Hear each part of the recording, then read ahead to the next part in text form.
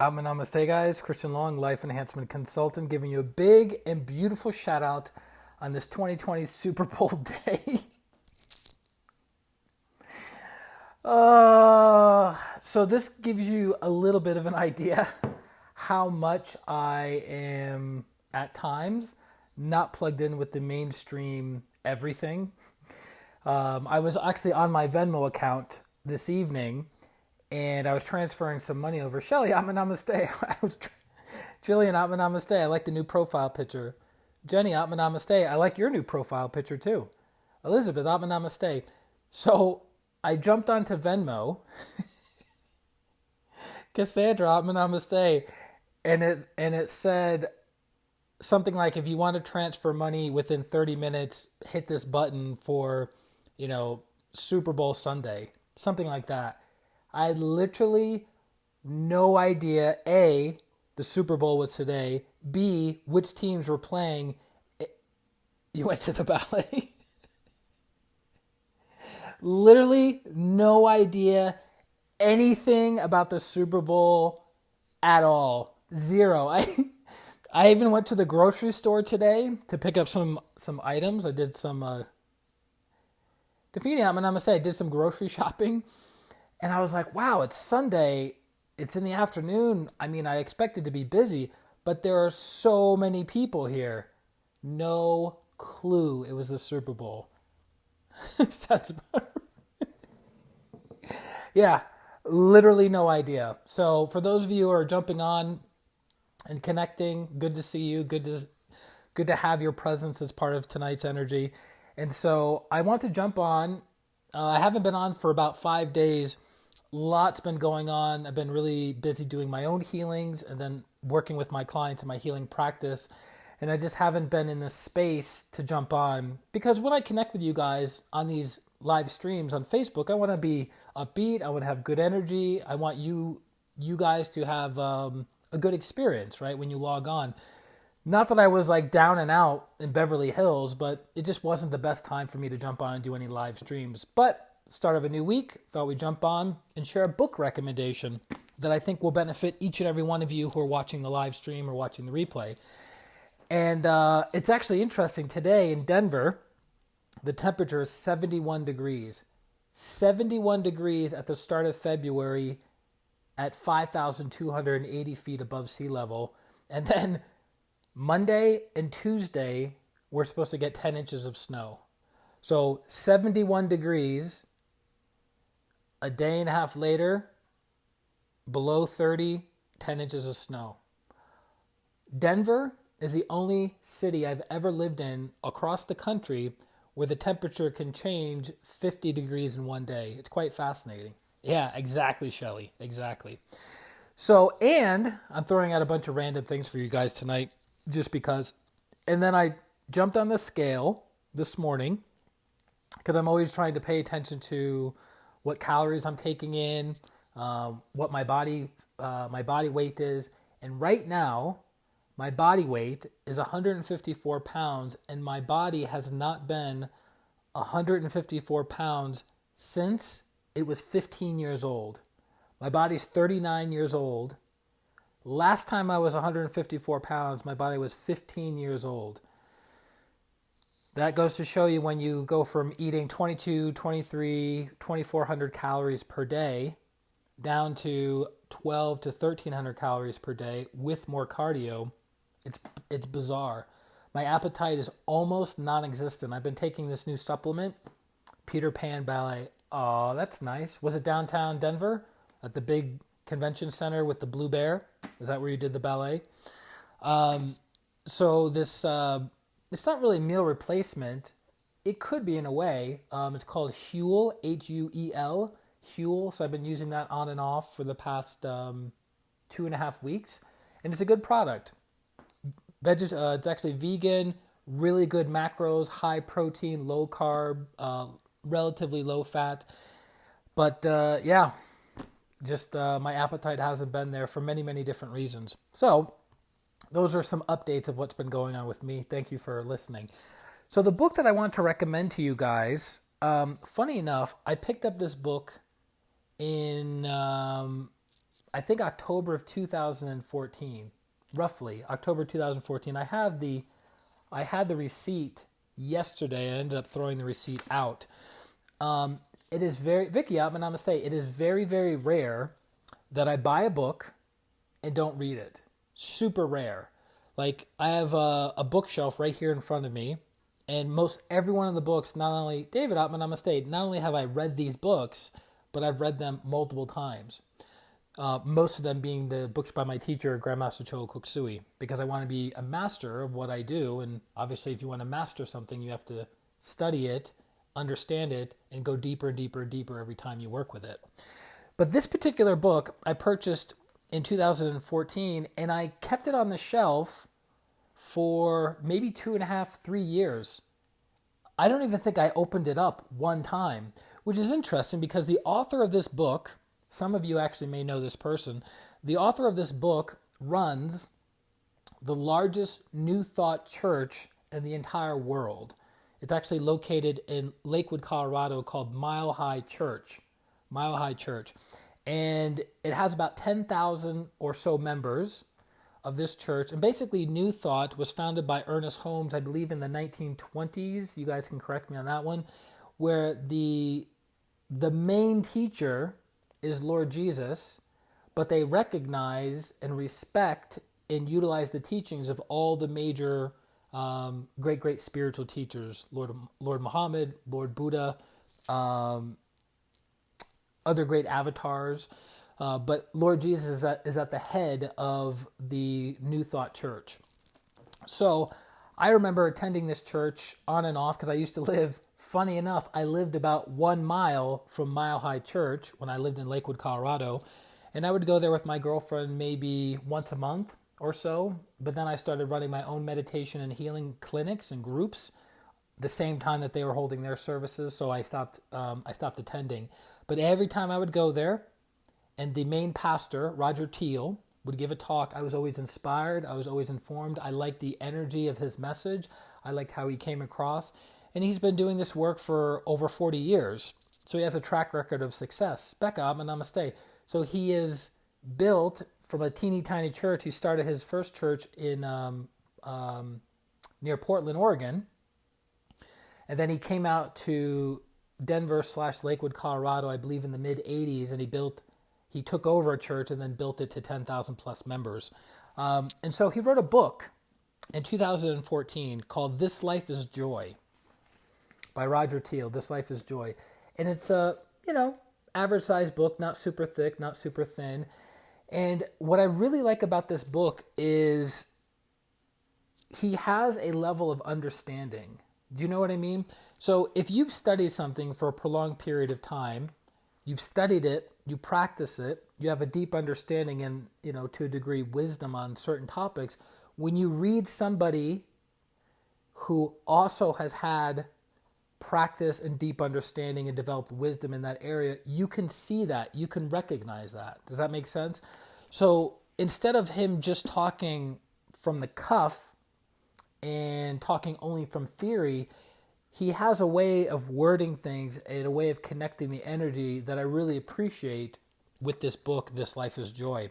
And just to give you guys an idea of the table of contents, Part 1, Opening into Life Mastery, a short story. Part 2, The 7 Pillars of Truth, which are very good.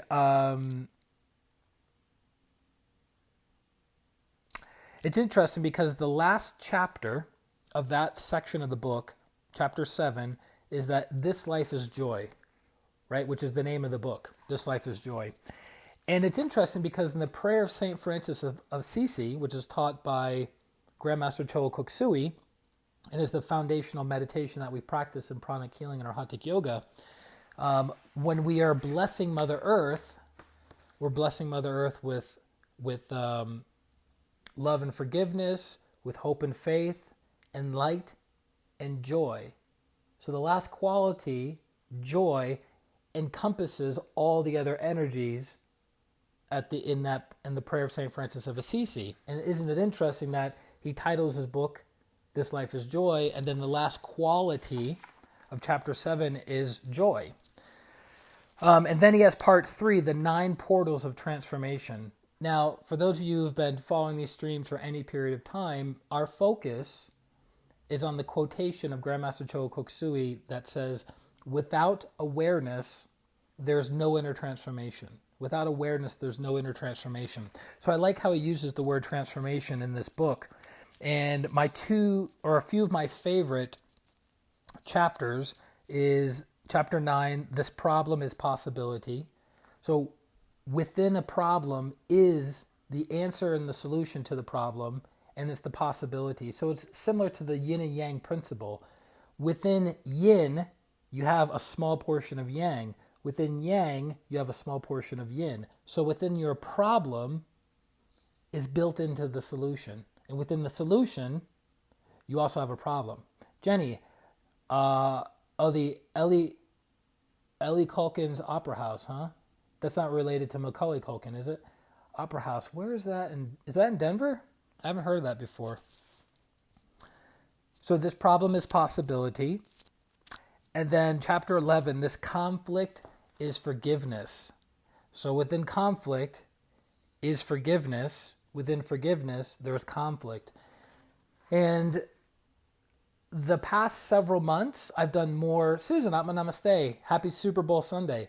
I've done more work around forgiveness the past 3 months than I've done in the past 3 years. And to be honest with you, it's been very tiresome, very stretching, very digging in a lot to the emotional body and healing the emotional body. But it hasn't been ding-dongs, kittens, rainbows, and ho-hos. It's been very, very challenging. But as I'm reading this chapter called This Conflict is Forgiveness, I can see a greater level of depth and understanding, Jesus, Atma Namaste, that this author, Roger Teal, has around forgiveness. And then one of my other favorite parts, chapter 15, Colorado Ballet Performances, Peter Pan. Nice. Peter Pan's actually a very interesting story. There's a lot of esoteric teachings behind that. Did you notice a lot of the Disney cartoons, Paula, Atma Namaste, a lot of the Disney cartoons back in the Disney in the 30s and 40s and 50s were actually built on Germanian fairy tales. Jeanette, Atma Namaste, good to have you on. Were based on Germanian fairy tales that contain esoteric or hidden truths and teachings.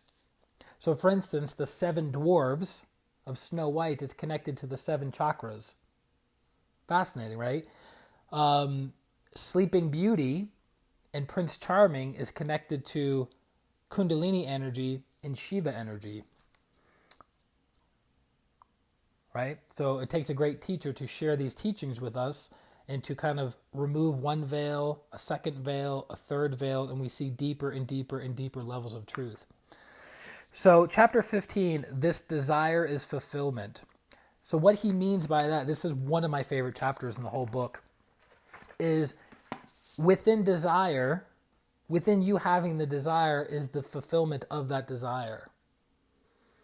All he's saying is it's a difference of time and space. But if you remove time and space and you put yourself in the mindset and the feeling of having that desire fulfilled, it's fulfilled.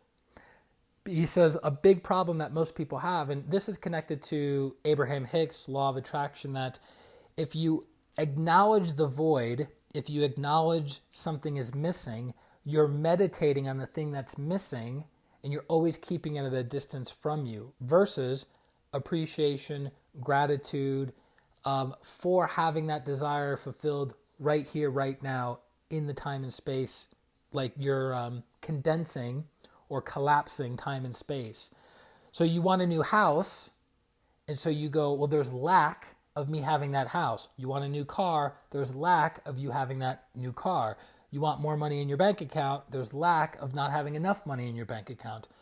What he's saying, and what Abraham Hicks is saying, is putting yourself in a state of your mindfulness and your emotions of that desire for the nice house, the nice car, the bigger bank account, the ideal partner is fulfilled now. Not tomorrow, not in a week, Not in 6 months, not in 12 months, but now, now, now, now, now.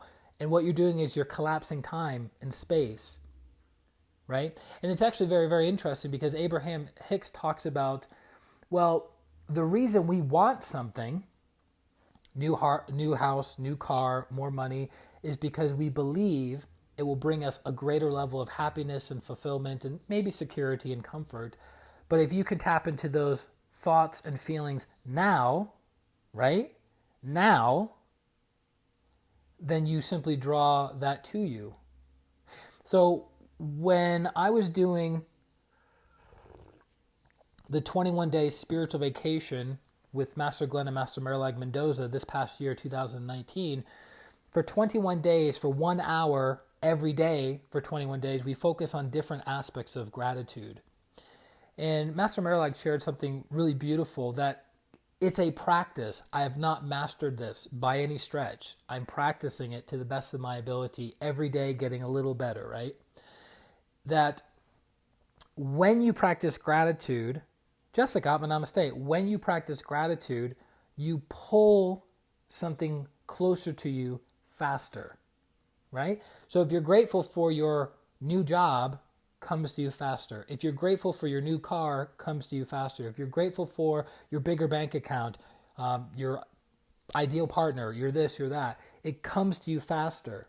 But interestingly enough, when we practice ingratitude, when we acknowledge the lack or the missing of something, we actually either one of two things happen. We push it out of our auric field, meaning we don't bring it into our day-to-day experience. Eric, Namaste, Barbecue King. Why aren't you watching the Super Bowl? Isn't it going on right now? You're pushing it out of your auric field, right? Or you're blocking it from coming into your auric field, into your experience.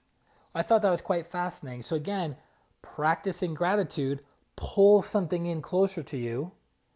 Practicing ingratitude or complaining pushes it out of your aura.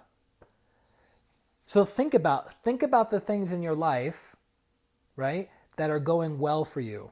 Your job, your bank account, your relationship or relationships, your health, whatever. Think about the things in your life that are going well right now. And are you practicing a sense of gratitude and a sense of fulfillment, right? And the answer is probably yes. And then also think about the things in your life that you sense that there's something missing, there's scarcity, there's lack, there's unfulfillment. Putting your attention on that, and you notice that that's been that way, probably not for a week or two, probably not for a month or two, but probably for several years. If I had to guess, it's actually, he mentions it in the book, This Life is Joy. He mentions it in that the things that we are ungrateful for, that we sense is missing in our lives, have probably been missing in our lives for a period of several years, not recently. So again, when you practice gratitude connected to the heart, you draw things into your experience faster. When you practice ingratitude and complaining, you cancel or push out the very thing that you want to materialize in your life. And it's a practice. It's a super, super big practice. You have to overcome default ways of thinking, default ways of feeling. You have to practice awareness, understanding, patience, because you're like, how much longer do I have to practice gratitude? You just pushed it out of your aura. How many more times do I have to practice forgiveness? You just created more stress and anxiety and anxiousness in your system. Again, the spiritual path is not for the faint of heart. It is extremely difficult to follow the spiritual path, to be in alignment with who and what you are. Which I've always thought, I was actually talking about this with people from the group today when we did our online meditation at 10 o'clock this morning. And I thought, isn't it interesting that we have a hard time being in alignment with the very thing that we are? What are we ultimately? Light, love, and power. That is our essential nature. But our lower nature, our physical body, our feelings, our thoughts, the things that are in the lower nature are always fighting and resisting and getting in the way of the higher nature. Because wouldn't our lives be so much easier if we were in alignment with light, love, and power? That we focused on the positive qualities of life, that we focused on the virtues of life, loving kindness and non-injury, generosity and non-stealing, accurate perception, correct expression, honesty and non-lying, constancy of aim and effort and non-laziness, moderation and non-excessiveness, the yin golden rule, the yang golden rule. Wouldn't our lives function so much better if we were in alignment with virtue and in alignment with character building, which is of the higher soul, versus letting our lower nature run the show? But here we are, right? Here we are. The process of purification takes lifetimes. Lifetimes. So yeah, the spiritual path is not an easy path to walk. It is the quintessential path for each and every person, whether we're consciously aware of the path or not. Right? Just because we're not aware of the detailed laws of gravity doesn't mean we're not affected by gravity. Right? Every human being on the planet is affected by gravity the same way. Just like everybody is affected by their higher soul to one degree or another, even if they don't believe in a higher soul, even if they don't know what a higher soul is, it's still affecting them. The more aware you become of the higher soul, the qualities of the higher soul, you become in greater alignment with the qualities of the higher soul, and you walk the path of righteousness. Right? Or in Taoism, it's called walking the path of the Tao. The middle path, as Lord Buddha would say, the path of moderation and non-excessiveness. So we kind of covered a lot tonight, right? But that's kind of how it is when we take 5 days off from doing streams. But we're back on. We're making it happen. I hope you guys enjoyed tonight. I hope you got value from tonight. If I can assist you in your healing process, feel free to reach out to me on my website, ChristianRLong.com. It's my name. It's my website. Super easy. You can schedule a healing session right then and there, or you can schedule a consultation. If you have no idea what I do and how I do it, if you have no idea what pranic healing is, if you have no idea what our Hatha Yoga is, and you have questions, then schedule a 30-minute consultation with me. And not only will I answer your questions clearly and succinctly, but I'll also add value to you in that consultation that you can walk away from. Because I noticed something about other people who have worked with other coaches and other healers and other mentors in the world of personal and spiritual development, is that in those 15 or 30-minute quote-unquote discovery sessions, the person doesn't really walk, and this has been my experience of people telling me, and also my own experience of working with other coaches and healers, is that you don't really walk away with a nugget or an action plan or clarity. You just simply go, I guess I'm supposed to hire you for something, right? So I always make it a point that when I work with people, even if it's in a free 30-minute consultation, is I want that person life to be transformed in that 30 minutes, for them to walk away and go, hey, I have a new viewpoint on life. Just having a tweak in your viewpoint can change you. And for those of you who've been doing spiritual practices for any period of time, you know exactly what I'm talking about. Perfect example, right? This is the culmination of 40 plus years of personal and spiritual experiences and training from Roger Teal. You can open up the book, read 4 or 5 pages, and have your viewpoint shifted just enough that it can transform the rest of your life. It can literally change your incarnation. It's really powerful.